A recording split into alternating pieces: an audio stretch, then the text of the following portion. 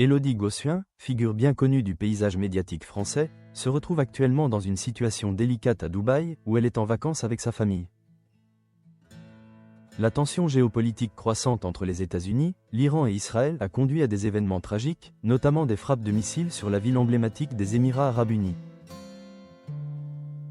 Depuis samedi, Dubaï est sous le coup de cette crise, et de nombreux ressortissants français, dont Élodie Gossuin, se retrouvent bloqués sur le territoire. Le gouvernement émirati a décidé de fermer son espace aérien, rendant le rapatriement des citoyens français particulièrement complexe.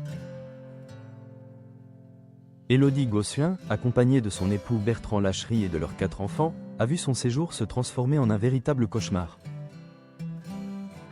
Sur les réseaux sociaux, Élodie Gossuin a exprimé son inquiétude face à cette situation. Elle a lancé un appel à ses abonnés, demandant des informations sur la possibilité de rentrer en France, sur la réouverture de l'espace aérien, ou encore sur les lieux sûrs où se réfugier. Si vous avez des nouvelles pour pouvoir rentrer, NHE accent aigu, citez vraiment pas. Merci du fond du cœur. Jai attendu longtemps avant de faire ce message pour ne pas pleurer. A-t-elle écrit, témoignant de son désarroi.